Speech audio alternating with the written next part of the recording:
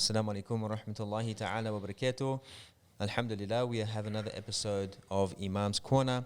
I am your host, AbdurRaheem, and we are with Sheikh Uzair. Assalamu alaikum wa rahmatullahi ta'ala wa barakatuh. Wa alaikum assalam wa rahmatullahi wa barakatuh. Ahlan wa sahlan, welcome to the Academy of Life Studios. To get straight into it, Imam, we want to discuss today the tafseer of a verse of the Holy Quran in Surah number 79, verse number 40, where Allah subhanahu wa ta'ala says, بَعْدَ أَعُوذُ بِاللَّهِ مِنَ الشَّيْطَانِ الرَّجِيمِ وَأَمَّا مَنْ خَافَ مَقَامَ رَبِّهِ وَنَهَى النَّفْسَ عَنِ الْهَوَى فَإِنَّ الْجَنَّةَ هِيَ الْمَأْوَى. So, would you like to elaborate on where we're going? Just give us a little bit of a general direction where you'd like to take this verse. Bismillahir Rahmanir Rahim. So first of all, the translation more or less of this verse, and then we'll see what direction we take.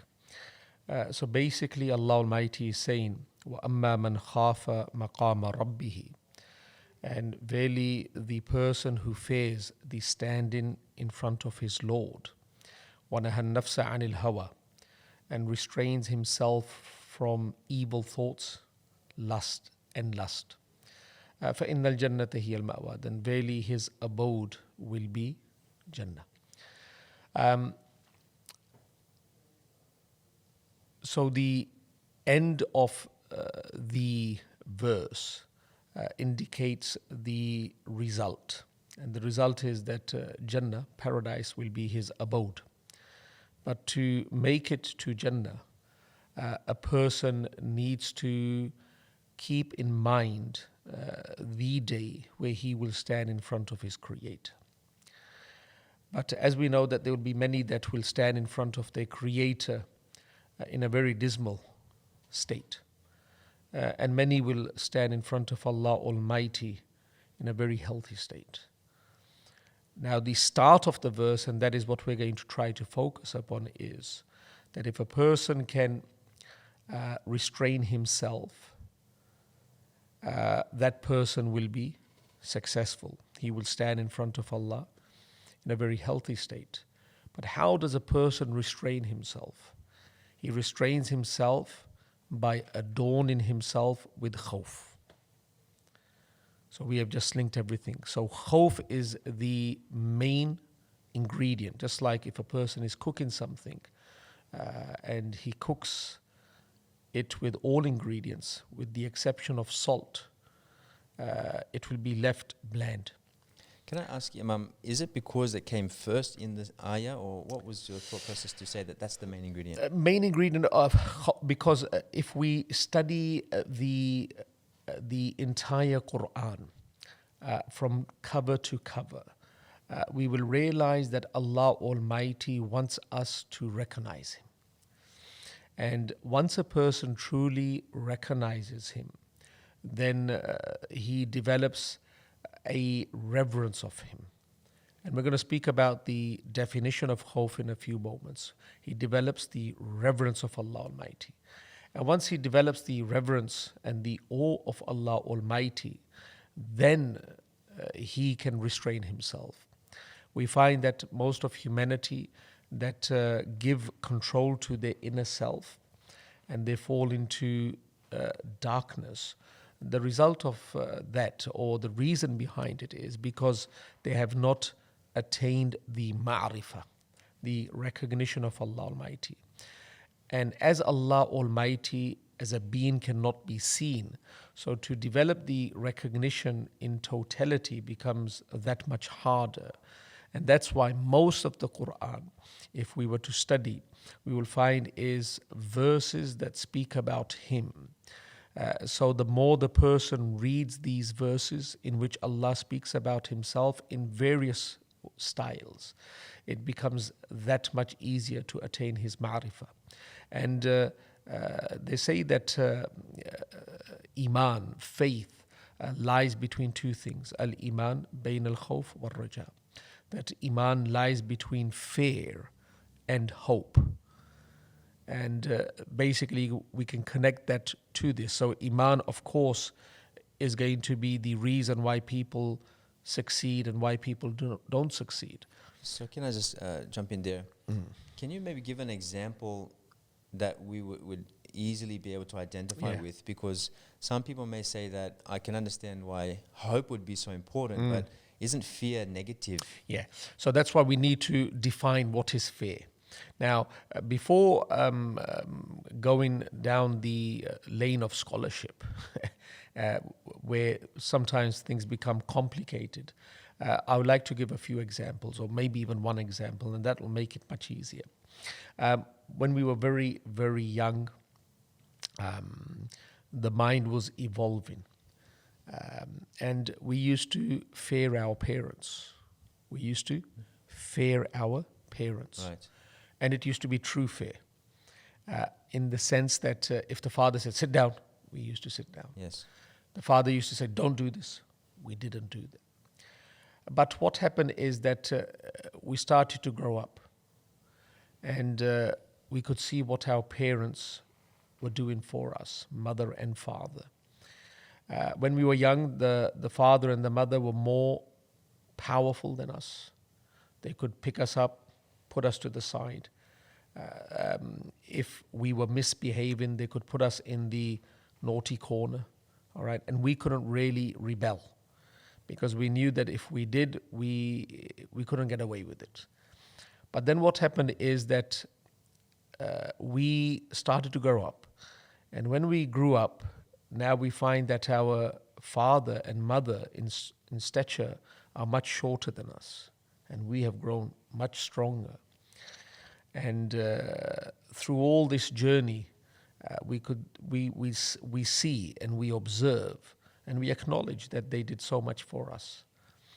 Now the father, he will not treat us like he used to treat us a few years ago. A few years ago, on a certain misbehavior, he may even slap us. But now he won't slap us because now we have become independent and we have grown older. But at the same time, this person who has grown up now, he doesn't fear his parents like he used to fear them before because he didn't know his parents. He was young. His mind couldn't really appreciate what they were doing. But now the mind does appreciate. So now what happens is that the child, he fears not to disappoint his parents. That is the fear. Right. The dimension of fear has changed now. So he's fearing his parents that I don't want to say something or do something that will disappoint them. That is the fear. Because of that intellect that he developed and that recognition of Recognition. what his parents like and dislike. Dislike, and he knows who his parents are now. He truly knows who his parents are because he has grown as a human being, grown intellectually. The same rule can be applied. That in the start we do not know who Allah Almighty is. But once our spiritual ability grows or our spirituality grows, our mind grows by reading the Quran, that khawf is traveling, but at the same time there's another sentiment that is growing. And that sentiment is the sentiment of love with Allah Almighty. And they're parallel. So there's love now that is growing, and that love is advancing at a very rapid pace that it is leaving khawf behind. But there's still khawf there, that fear. Yes.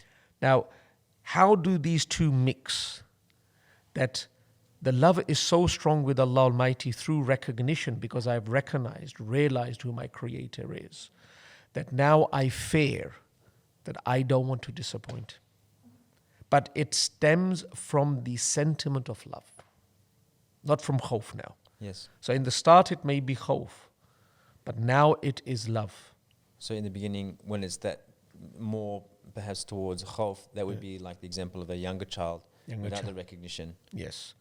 Because if we study the entire Quran, we've come to know of the mercy of Allah Almighty, the rahmat of Allah Almighty, the wadud, that He is wadud, full of love. So now you develop that, what a being, what a great creator. And then that person develops that love. Yes. But that love demands that I restrain. from all that is disliked by him. But khawf does never ever die, because khawf, you can translate it as reverence as well, and awe. So I am in complete love with my Creator, and that love demands that I attain His reverence and His awe, because He is my Creator, and that is the khawf. Right, Ajib.